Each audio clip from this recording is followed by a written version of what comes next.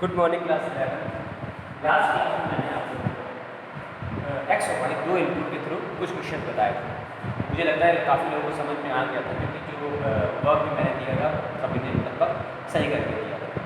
तो जैसे एक्स और वाई दो इनपुट के थ्रू क्वेश्चन थे, वैसे ही इसमें दो से ज़्यादा इनपुट भी हो सकते हैं। देखो अब ये जो क्वेश्चन है एग्जाम्पल है, एग्जाम्पल के लिए पेज नंबर 57 जो आपकी बुक है उसका एग्जाम्पल। इसमें क्या है, हमको तीन इनपुट एक्स वाई जेड एक टेबल बनानी है। इसके x into y into z dash plus x dash y dash x dash into y dash into z। इन दोनों की मतलब इसकी वैल्यू निकालनी होगी, इसकी वैल्यू निकालनी होगी, इसका एडिशन करना, लेकिन ट्रुथ टेबल का यूज करें। तो x y जब हम x और y दो इनपुट लेते थे तो नॉर्मली हमारी वैल्यू जो होती थी वो ऐसे 0 1 0 0 0 1 0 1 1 मतलब 10 तक है। लेकिन अब जब हम यहाँ पर ज़्यादा इनपुट लेंगे, तो हम तीन इनपुट लेंगे, तो अब वैल्यू शुरू कैसे? पहले पहली वैल्यू 0, जिससे मैंने आपको पहले बताया था कि बाइनरी में पहली वैल्यू होती है वो 0।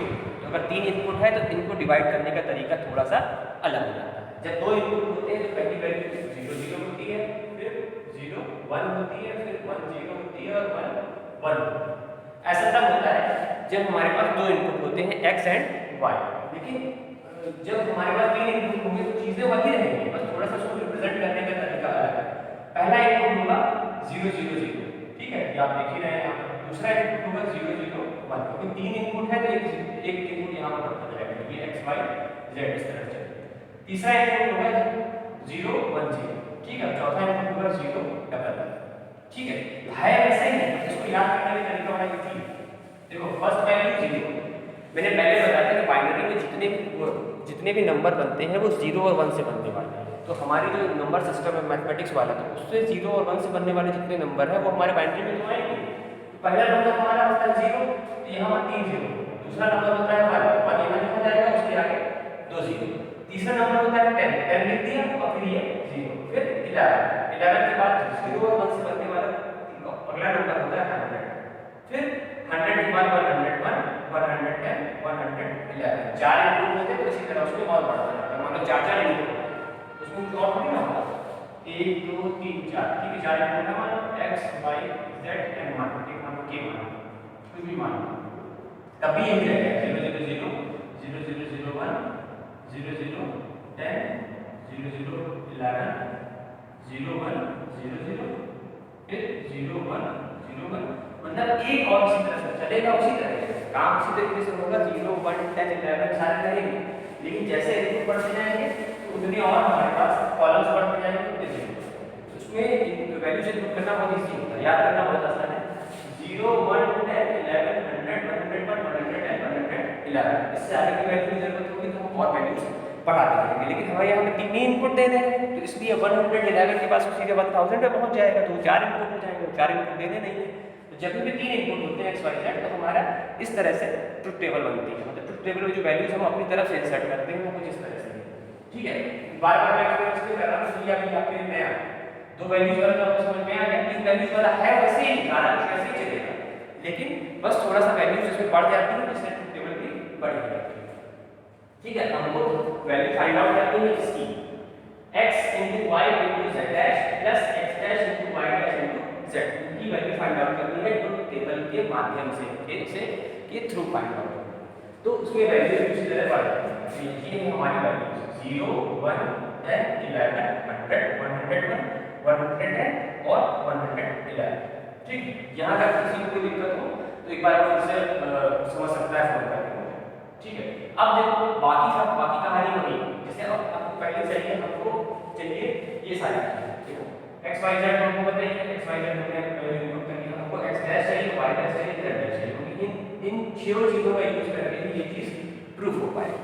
तो पहले हम x डैश फाइंड आउट करें। x डैश में क्या होगा, 0 है तो यहाँ 1 हो जाएगा, 0 है तो यहाँ 1, ये भी 0 है तो उसका ठीक उल्टा 1, 0 का उल्टा 1, 1 का उल्टा 0, फिर यहाँ पर 0 0 और 0। ये आपका x है, ये आपका x डैश है। उसी तरह y का भी करते हैं, यहाँ पर 1 0 का उल्टा, फिर 0 का उल्टा 1, फिर 0 0 1 का उल्टा 0, फिर 0 का उल्टा 1, फिर 0 का उल्टा 1, फिर 0, ठीक है, तो ये हो गया y। z डैश में वही सेम चीज, जो इनपुट 0 है तो उसका उल्टा 1, इनपुट 1 है तो उसका उल्टा 0, फिर 1 0, फिर 1 0, फिर यहाँ पर भी 1 0। एक बार और चेक कर लेते हैं, 0 0 0 1 1 1, फिर 1 1 1 का उल्टा 0 0 0, फिर 0 0 का 1 1 1 1 का 0 0 0 0 का 1 1 1 1 का यहाँ 0 0, फिर लास्ट वाले में 0 का उल्टा 1 1 का उल्टा 0, फिर 0 का उल्टा 1, फिर 1 का उल्टा 0, फिर 0 का उल्टा 1, फिर 1 का उल्टा 0। तो इसी तरह से सारी वैल्यूज को पहले इसमें फिट कर दिया। अब हमको करना है मल्टीप्लिकेशन। मल्टीप्लिकेशन मैंने पहले भी बताया इसमें कैसे होता है, 0 × 1 करेंगे तो 0 होगा, 1 × 1 करेंगे तो 1। ठीक, आप देखो पहले x, अब इन तीनों का हम एक साथ करेंगे। देखो अब पहले हम x y का करें, फिर z का करें, तो टेबल भी बड़ी हो जाएगी और उस बोर्ड में बताते हुए भी नहीं बनेगी। तो हम तीनों वैल्यूज का मल्टीप्लिकेशन एक साथ में करेंगे। अब आप लोग इस क्लास इस लेवल पे आ गए हो कि मन में मल्टीप्लाई कर सकते हैं।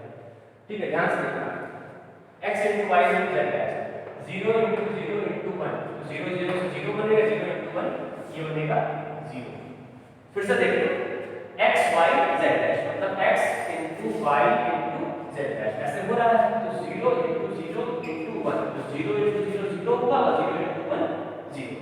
ठीक है, फिर नेक्स्ट वैल्यू 0 0 और 0 0 0 का मल्टीप्लिकेशन 0, फिर यहाँ पर 0 × 1 0, फिर 0 × 1 0, फिर देखो यहाँ पर 0 × 1 0, 1 × 0 0, फिर यहाँ लास्ट में 1 × 0 0, फिर 0 × 1 0, यहाँ पर भी 1 × 0 0 0 × 0 0 आएगा।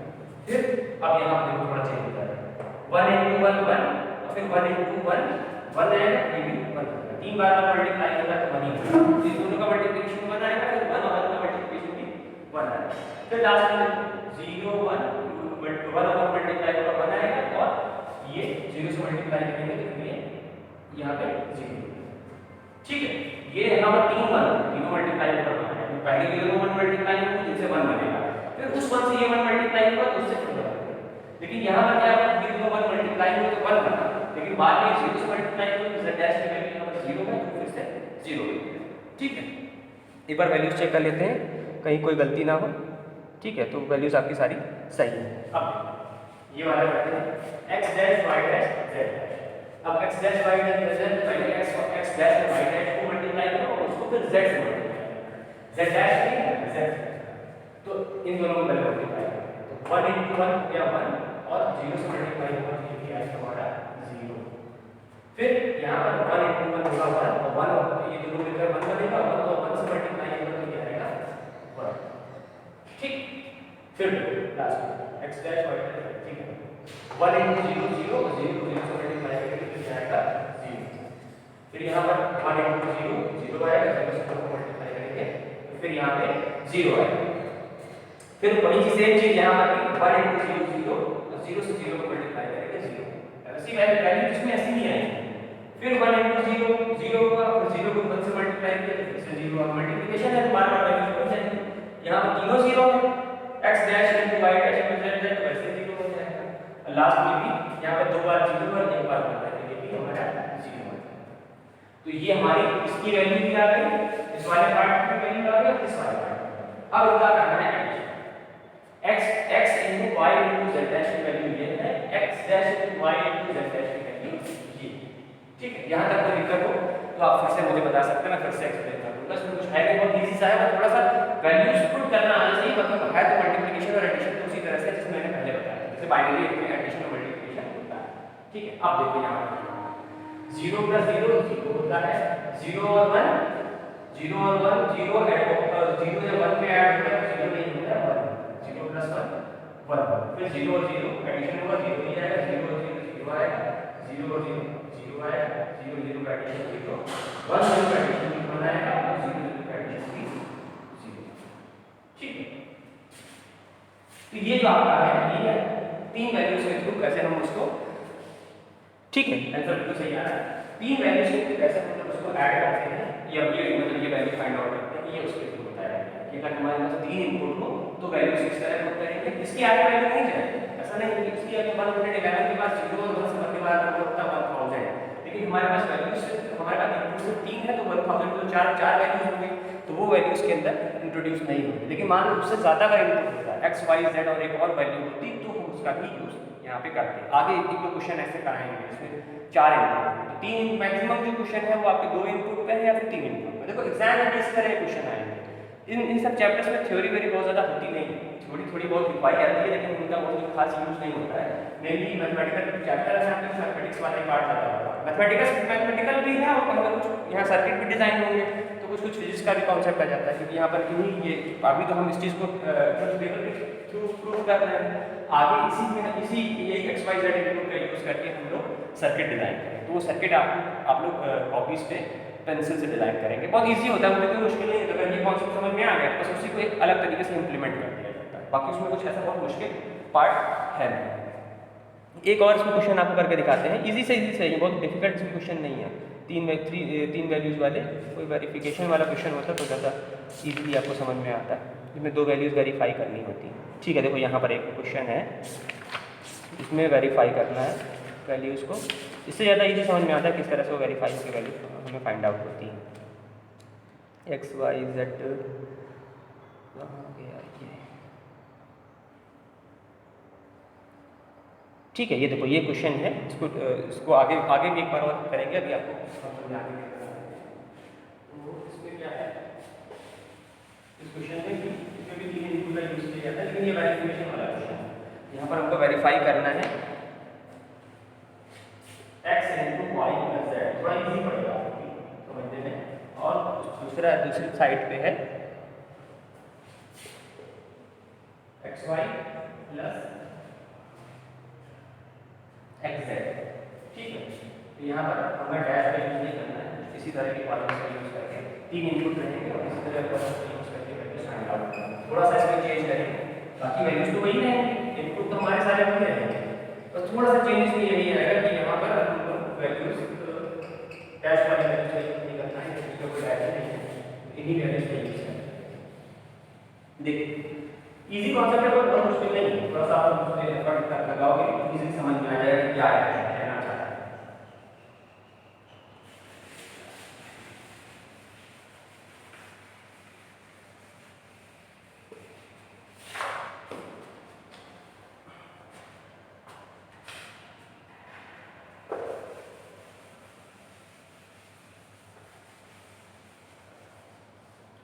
देख 3 इनपुट है आपके पास x y z, डैश वाला की वैल्यू है, एक तरफ हमारा लेफ्ट हैंड साइड और राइट हैंड साइड दोनों वेरीफाई करना है।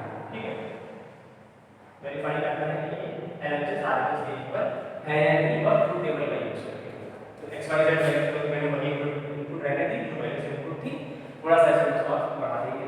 अब हमको पहले फाइंड आउट करना है x y का मल्टीप्लिकेशन निकालेंगे और x z का मल्टीप्लिकेशन निकालेंगे, और यहाँ पर एक और बढ़ाएंगे y plus z find out करेंगे, इसको x से मल्टीप्लाई करेंगे, x plus y plus z, और लास्ट में हम एक और ऐड कर देते हैं। ये हमारा लेफ्ट हैंड साइड डेवलप हो गया, यहाँ पे x का मल्टीप्लिकेशन होगा इसके साथ। ठीक है, और लास्ट में हम xy plus xz, इन दोनों को मैंने पास में लिख दिया क्योंकि यहाँ पे प्रूफ होगा तो आपको समझने में आसानी होगी किस तरह से इजीली ये प्रूफ हो गया। ठीक है, तो यहाँ पर x plus y का एडिशन होगा, y plus z का एडिशन होगा, लेफ्ट हैंड साइड में y plus z का एडिशन होगा, और बाद में इस एडिशन को हम मल्टीप्लाई करेंगे x से, उससे एक वैल्यू फाइंड आउट करेंगे। फिर हमको दिखाना है कि सेम वैल्यू इन दोनों की मल्टीप्लिकेशन करने के बाद इन दोनों की मल्टीप्लिकेशन के साथ एडिशन में क्या होगा। ठीक है, तो पहले हम xy फाइंड आउट करते हैं। 0 into 0 xy का मतलब x into y का मल्टीप्लिकेशन होगा, 0 into 0 0 0 into 0 0 0 into 1 0 0 into 1 0 1 into 0 ये भी 0 होगा, 1 into 0 ये भी 0 होगा, 1 into 1 1 और यहाँ 1 into 1 1। ठीक है, 0 को 0 से मल्टीप्लाई करेंगे 0, 0 को 1 से मल्टीप्लाई करेंगे 0, 1 को 1 से मल्टीप्लाई करेंगे 1।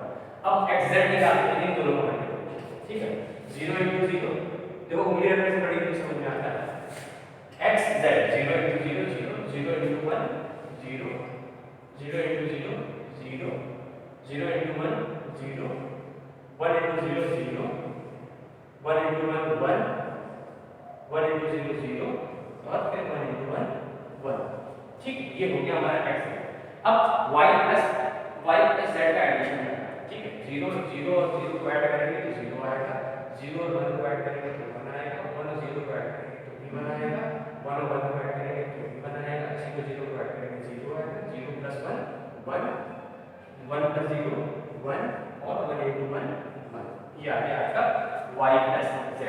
अब क्या करना है, इस कॉलम को हमको इस कॉलम से मल्टीप्लाई करना है, ठीक है। बहुत केयरफुली करेंगे कि दो कॉलम में हमको दूर दूर है, ठीक है। 0 into 0 0 आएगा, फिर 0 into 1 0 आएगा, फिर 0 into 1 ये भी 0 आएगा, फिर 0 into 1 ये भी 0 आएगा, फिर 1 into 0 0 आएगा, 1 into 1 1 आएगा, ठीक है। फिर 1 into 1 1 करेंगे और 1 into 1 यहाँ पर भी 1 है, ठीक है। तो हमने x plus y का जो ये एडिशन आया था इसको x से मल्टीप्लाई कर दिया, तो ये हमारा आ गया लेफ्ट हैंड साइड। अब राइट हैंड साइड में क्या होता है, करना क्या है, इन दोनों को ऐड करना, सिर्फ दोनों को मैंने पास किया, ठीक है। इन दोनों को ऐड करना कोई मुश्किल नहीं, 0 प्लस 0 का 0 आएगा, 0 प्लस 0 का 0 आएगा, 0 प्लस 0 0, फिर 0 प्लस 0 0, फिर 0 प्लस 0 0, 0 प्लस 1 1, 1 प्लस 0 1 और 1 प्लस 1, ठीक है। इन दोनों को सिंपली ऐड करें, 0 प्लस 0 0 करेंगे, 0 plus 0 0 0 plus 0 0 0 plus 0 0 0 plus 0 0, 0 plus 1 1, 1 plus 0 1 और 1 1 प्लस 1 1। यहाँ 1 प्लस 1 2 कभी नहीं होता है, पहले भी नहीं होता है, ठीक है। देखो अब दोनों left hand side right hand side को देखो, ये हो गया हमारा वेरीफाइड, ठीक है। तो इसके और क्वेश्चन में आपको बोलूंगा करने को, इजी है, कोई मुश्किल नहीं है, बस उसमें 3 वैल्यूज है। इससे पहले जो आपने क्वेश्चन किया था उसमें 2 वैल्यूज हुआ करती थी, अब इसमें 3 वैल्यूज है, तो है चीज वही है, बस यहाँ वैल्यूज बड़ी होंगी तो ट्रुथ टेबल थोड़ी और बड़ी हो जाएगी। एक बार आपको ये ट्रुथ टेबल इजीली समझ में आ जाए तो फिर मैं आपको गेट्स के बारे में बताऊंगा, गेट्स क्या होते हैं। हालांकि ये कॉन्सेप्ट एक बार समझ में आ गया तो गेट समझना मुश्किल नहीं है। गेट्स में सिर्फ वो डिजाइन होते हैं जिनके थ्रू ये ट्रुथ टेबल की वैल्यू हम प्रूव करते हैं, तो वो भी इजीली हो जाता है, बहुत मुश्किल नहीं है। शुरू में 1-2 बार दिक्कत होती है लेकिन नॉर्मली समझ में आ जाता है। तो इसमें कुछ क्वेश्चंस आपको करने को देंगे हम, उसको फोटो खींच के भेज देंगे, उसको आप लोग करके देखिएगा। उसके बाद वाले क्लास में हम आपको गेट्स के बारे में बताएंगे, क्योंकि ये जहाँ गेट्स के बारे में आपको बता दिया और गेट्स वाले क्वेश्चन करा दिए, फिर ये चैप्टर ओवर है, उसमें ज़्यादा कुछ है नहीं। 1-2 लॉज हैं इसमें, डिमॉर्गन लॉज, डिमॉर्गन थ्योरम होती है, तो वो थ्योरम जानना ज़रूरी होता है, बहुत ज़्यादा अप्लाई भी नहीं होती है।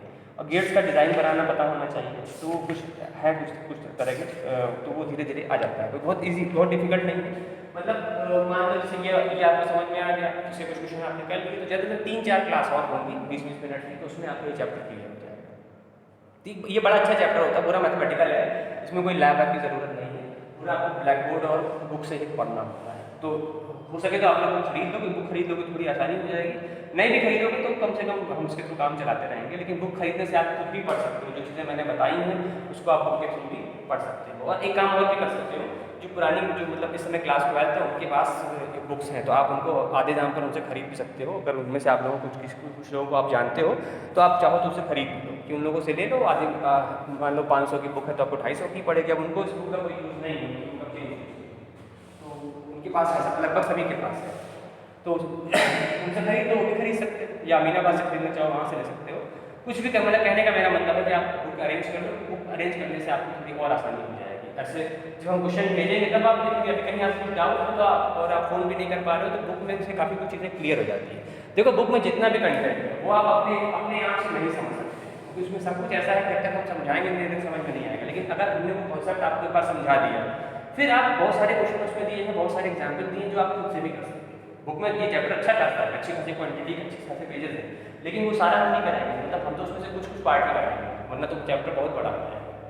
इसमें बहुत सारे क्वेश्चन हैं, बहुत सारे क्वेश्चन दिए हुए हैं, 50 क्वेश्चन होंगे कम से कम इसमें।